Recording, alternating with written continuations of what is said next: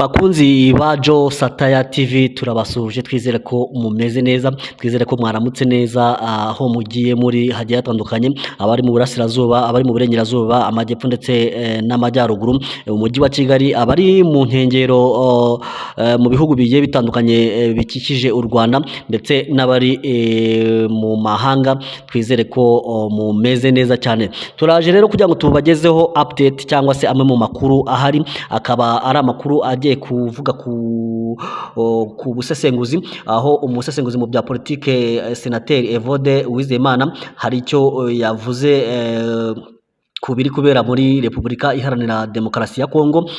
Turakaba aribyo tugiye kuba tubamenyesha cyangwa tubabwira. Turavuga kandi ku mwuka utameze neza cyangwa se aho rugeretse hagati ya Marema na Elon Musk wamusabiye ibihano. Ibi rero akaba aribyo tugiye kurambura muri iyi nkuru yacu, ngira ngo ubitege amatwi kugira ngo wumve mu by'ukuri ibigiye bikubiye muri izi nkuru tugiye kukuramburira. Hagati aho ngaho rero iyi nkuru dusoma ku kinyamakuru Igihe ifite umutwe ugira uti Tshisekedi natemera kuganira ingabo ze bazazishorera bazigeze i Kinshasa. Ibyo byatangajwe na Senateri Uwizeyimana Evode. Uyu musesenguzi mu bya politike Senateri Evode Uwizeyimana yagaragaje ko Perezida wa Repubulika Iharanira Demokarasi ya Kongo Felix Antoine Tshisekedi natemera kuganira n'umutwe wa M23 ingabo ze bazazishorera bakazigeza i Kinshasa. Ibi senateri cyangwa se uyu musesenguzi mu bya politike Senateri Uwizeyimana Evode yabigarutseho mu kiganiro yagiranye n'igitangazamakuru cya leta RBA, cyitwa mu kiganiro cyitwa inkuru mu makuru, cyagarukaga ku myanzuro yafatiwe mu nama yahuje abakuru b'ibihugu bya East African Community ndetse na SADC muri Tanzania ku itariki ya 8 Gashyantare 2025. Mu myanzuro rero yafatiwe muri iyi nama, nk'uko twagiye tubibagezaho, hemejwe ko hazasubukurwa ibiganiro bitaziguye hagati ya Repubulika Iharanira Demokarasi ya Kongo n'imitwe inyuranye yo mu burasirazuba bw'iki gihugu, by'umwihariko umutwe wa M23. Nubwo byemejwe ko Repubulika Iharanira Demokarasi ya Kongo igomba kugirana ibiganiro n'umutwe wa M23, Perezida Tshisekedi yakunze gutangaza kenshi ko adashobora kuganira n'umutwe yita uw'iterabwoba. Ubwo umunyamakuru yabazaga Senateri Evode Uwizeyimana niba abona Tshisekedi azemera kwisubiraho akemera ibiganiro, uyu musenateri yavuze ko mu gihe atabyemera ingabo ze zizakubitwa inshuro. Yabivuze muri aya magambo: ikintu kiboneka nuko natemera kuganira ziriya takataka ze ngo ni ingabo bazazishorera bazigeze muri Kinshasa. Ndazita takataka, buriya abantu bacuruzaga butike bavuga ngo ni takataka, uba usanga ibyuma by'imodoka.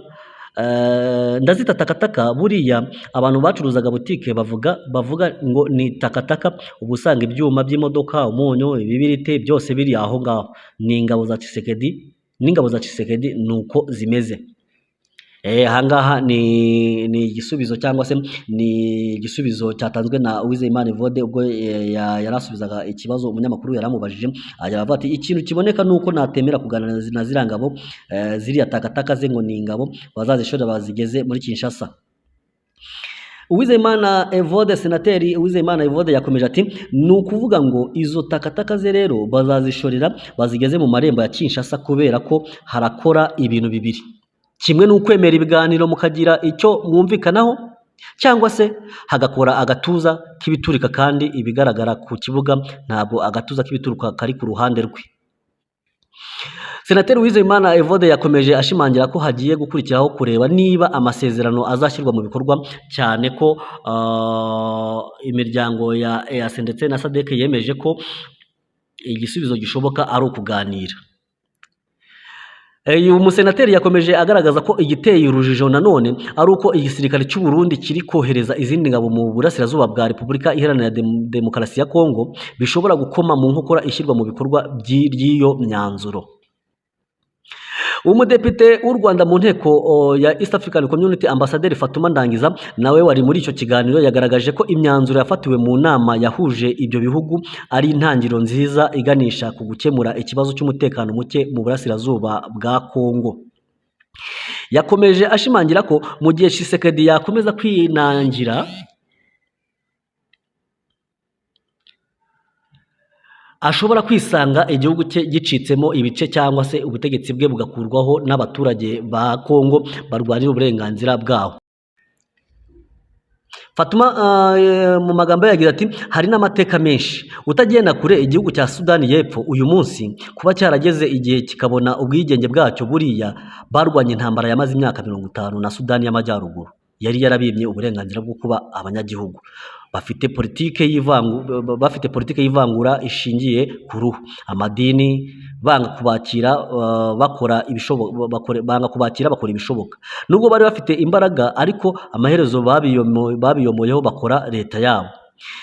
Uyu mudepite Fatuma yakomeje ati niba dakemura iki kibazo byose birashoboka. Iyo urebye aha mu Rwanda FPR n'amateka yayo uzi ko Habyarimana yayanze akanga rwose abanyarwanda bari barahejwe ishyanga na politike mbi.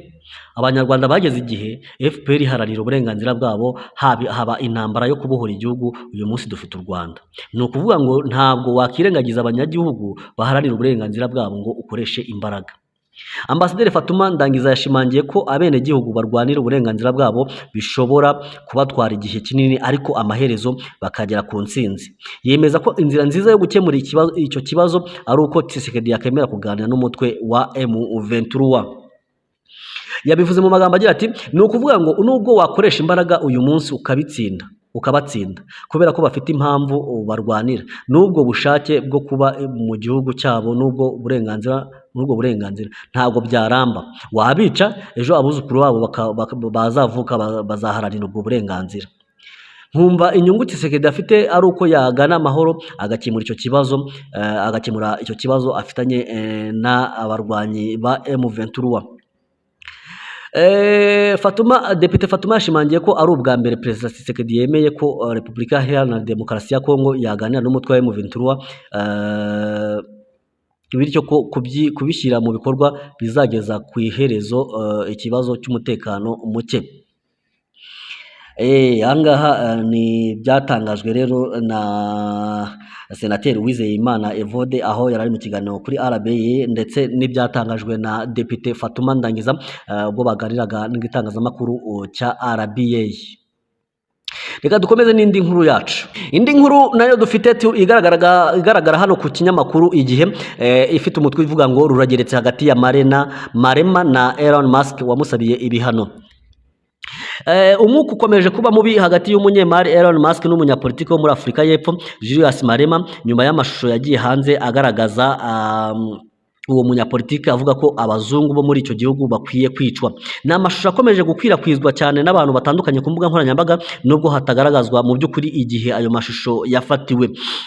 Muri ayo mashusho Malema agaragara ari kuvuga ko abazungu bari muri Afurika y'Epfo bakwiye kwicwa no gufatwa ingoto. Ibishobora gufatwa nko gushishikariza abantu gukora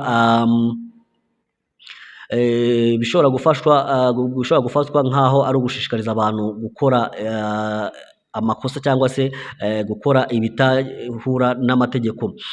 Elon Musk yifashishije urubuga rwe rwa X yagaragaje ko Malema yarakwiye guhabwa ibihano ndetse agafatwa nk'umunyabyaha mpuzamahanga. Nyuma yo gutangaza ibyo, ishyaka rya Economic Freedom Fighter EFF riyobowe na Julius Malema ku wa 9 Gashyantare 2025 ryahise risohora itangazo risubiza ko ibyo Elon Musk yari yatangaje. Iri shyaka ryagaragaje ko ryatunguwe n'ibyatangajwe na Elon Musk mu byo kuvuga ko Malema akwiye gufatirwa ibihano. Hanyuma ryakomeje rigaragaza ko nyuma y'uburyo bw'imiyoborere budahwitse muri Amerika, umuherwe Elon Musk atekereza ko ubukire bwe bumugira umuyobozi w'ikirenga unafite ububasha ku bihugu byose. Ryakomeje rigaragaza ko Malema afite imyumvire ishingiye ku bwigenge bw'ubukungu no kubohora abanyafurika kandi akunze kwanga imigirire y'ibihugu byo mu burengerazuba bw'isi ari nabyo yaba ari kuzira. Iri shyaka rikomeza rigira riti niyo mpamvu bidatangaje ko Julius Malema yatangazwa nk'umwanzi w'ubutegetsi mpuzamahanga bushingiye ku kureba ku nyungu zabo bwite. Bishyigikiwe n'abantu bafite imyitwarire idasanzwe nka Elon Musk.